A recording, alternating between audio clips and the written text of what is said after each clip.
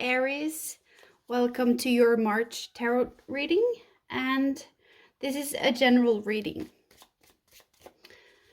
At first, when I started shuffling the cards, I had this hair that I couldn't get out, and no matter every time I tried to get it away, it still just stuck.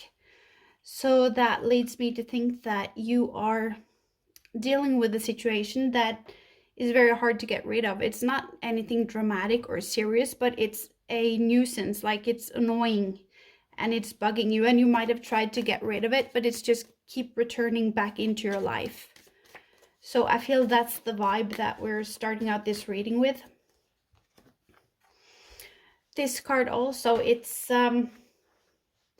when I look at it intuitively, I see that you are examining something, maybe even a part of yourself, your behavior or your patterns and reactions, and you're examining it. And it's something that you have overlooked or not dealt with for a long time, or it's something that you have struggled with or have had with you since childhood. It seems very cemented into your personality and your behavior.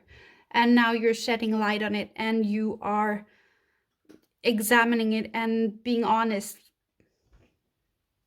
So you're being true to yourself and going on some acceptance journey. So maybe that's what's returning. Maybe this is some behavior that you have that's toxic or self-sabotaging, or some sort of that, and maybe you are the thing that keeps returning your behavior, and that it's sabotaging maybe. So let's see what the card means. The Mountain. You have the capacity to flow around any obstacle. This is the time to adapt. Sometimes you'll come across what appears to be insurmountable obstacle, like a huge mountain that separates you from success. You might think that the climbing it or chiseling away at it is the answer. But why take such a treacherous, tedious approach?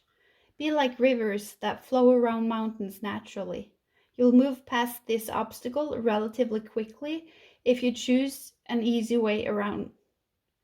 This is the time to adapt to your circumstances, and if you do decide to climb, remember to take one step at a time, opting for the next right action.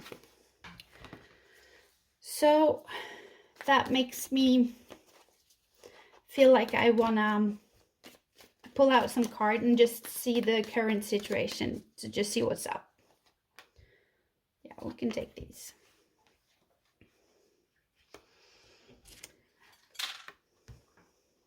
I see that you, some of you have withdrawn. You are isolating yourself because you need to contemplate or make a decision, and you're at this fork in the road, this crossroads. Yeah, so you're at you're trying to decide between two things, so you're two minds at something, and the moon symbolizes intuition and emotions, and I'm afraid that you're not maybe following your intuition in this situation because you're blindfolded and you have your back against the moon. Yeah, so let's see if we can put it in combination with the other cards. It might be regarding to a financial situation or a work situation. So maybe this is where you sabotage or self-sabotage, or there's something in your life that keeps reoccurring and keeps happening. Maybe everything is going well for a while, you enjoy your new job, but then you get laid off, or you have months where you have enough money, and then suddenly you have months where you almost have no money. There is some bad habit or situation that keeps reoccurring. And it might be related to money or your work or career or something like that. So, but it seems not love related. again, Seven of Pentacles, which is also a money card. It's working hard. It's enjoying the fruits of your hard work and your labor. And some of you, I see this reoccurring thing that happens is that you're not satisfied. You get something, you thought you wanted it, and you like it at first, but then you just find yourself ending up, I wish I had more, or I wish I had something else. So you keep wanting this coin to be 7 coins. And so it might be, if you love shopping, for example, you're just happy the day after shopping, and then you're dissatisfied again, or you feel empty again, and then you go again to buy something else, and you feel happy for a little while, and then it just phases out, and you feel empty and lacking in some sorts again. So that might be for some of you. So I want to see a little bit more. Let's see if there is some more details and specifics about this. I might use, yeah, oh, this is sad. You see, she is very upset, not happy. And it's like she got a message. She's gotten a letter, a message that made her very upset. So it doesn't necessarily have to be a literal letter, but it could be like, if you are, somebody gave you a message, it could be a text message, it could be a Facebook message, something that hurt you. So maybe if you enter relationships and you feel like they are good at first, and then this person shows a different side, and they dump you, or they ghost you, or something like that, or you get laid off work, or you get some bad news. It can be in general, it can be in life, that you almost get stressed out when life is going good, because it never goes well for a long time. It just goes well a little period of time, and then a new disaster happens. You get a new message, there's a new bill in the mail that you didn't foresee, but something is just reoccurring, and it's very difficult for you to break free or to get rid of this. This is a prisoner, but it's not literal, or not in this context anyways. He is feeling shackled and confined, so he is in a very liminal space mentally. Or if you struggle with bills and money, it might be physically that you're in a very liminal space that's shabby, or you're not happy with it. It's not cozy, or maybe it's not practical. Maybe it has a lot of quirks that makes life just more difficult. So I see something like that. Let's read about this guy and see what it is. Domestico is home, so it's like someone coming with a message, or asking of you to, it's almost like it feels somebody coming to I don't know, enroll you for war or something, that you have a responsibility that you can't get out of, and they come to your house and say, we have to cash in on that responsibility that you owe us. So that can also be something that keeps reoccurring, that you get some messages and you have to keep going back to this situation because you have some responsibilities, or you have made a promise, or there's a contract or something, and you feel extremely confined in that and trapped in this situation, that it feels like it's a cycle that just keeps going on.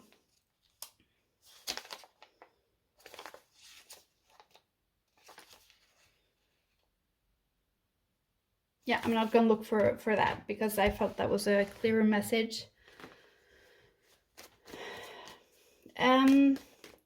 Let's ask for some advice. What's some advice Aries needs to hear in this situation? Let's give Aries some advice.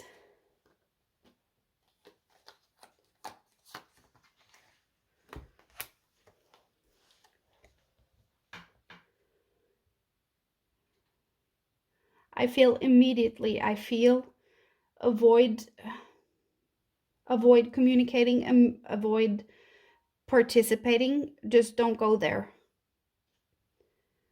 Which is weird because she is the Queen of Swords, so it might sound counterintuitive, but I hear, first of all, there's a fairy there, and they are tricksters, and it's a blue fairy, which is the throat chakra. So it makes me think that you are dealing with somebody who is maybe narcissistic and manipulative, and engaging with this person will only make it stressful for you, and it will just be frustrating. So it's a waste of time, because I see her, she has this blue cloak here, and I see both of her feet lifting. She doesn't want to touch it. She doesn't want to go there. She's avoiding it at all cost. So that's an advice. And just keep your head straight and do your thing. And I also see that some of you are waiting for some help or a handout or something that will come. So just keep your head straight, avoid engaging, and wait out for this help to come, or this support that you will have.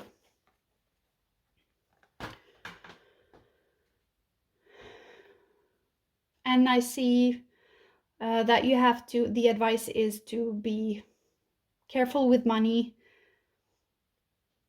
but also stingy when it comes to who you allowed inside your heart and your mental space, who you interact with and who you engage with, which I think it basically just extends what this card said. Don't engage, close off, stonewall that person or that situation.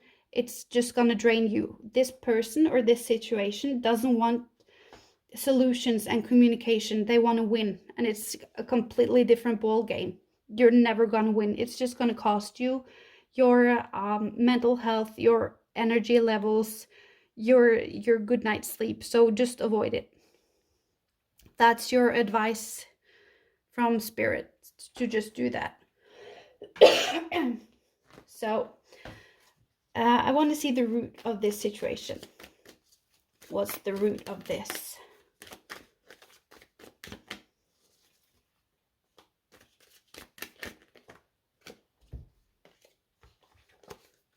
Okay, instantly I get, for some of you, you are co-parenting with a narcissist and you have to deal with this person. It's difficult. I would advise you to just still stonewall as much as you can when they bait you and send weird ass text messages and try to bait you into arguing or a fight.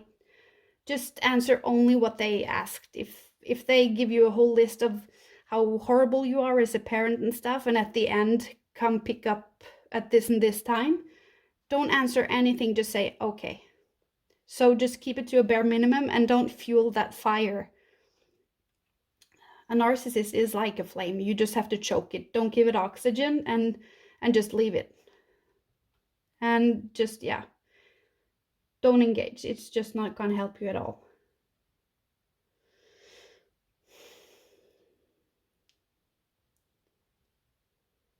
Yeah,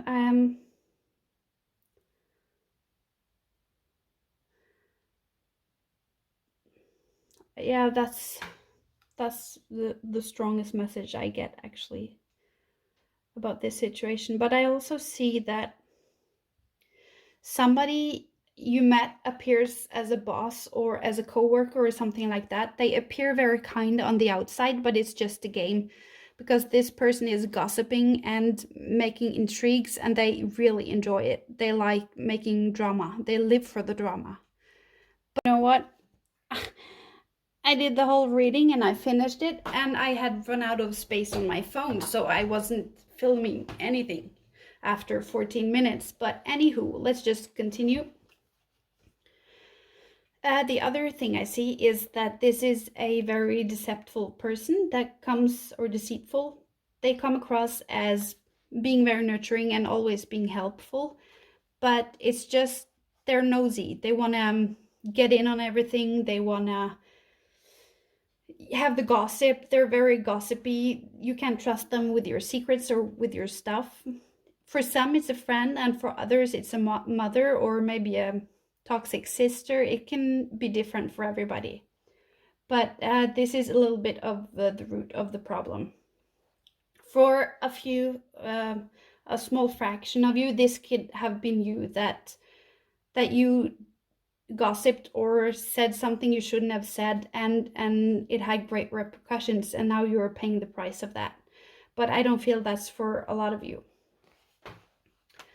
And then I asked, what is coming in that you don't see coming?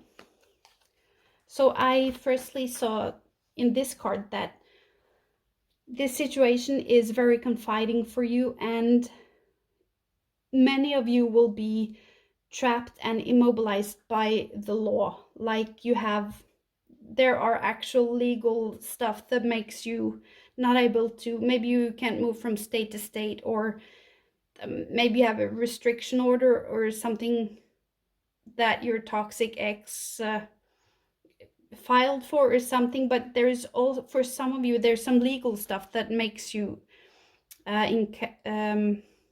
incapable of being free.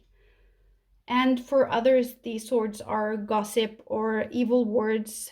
Evil, that's a very drastic word. I don't mean evil, I mean harsh and critiqueful words. And in general, it's just this whole toxic situation makes you feel really tied down and trapped and immobilized, and that you can't break free from it.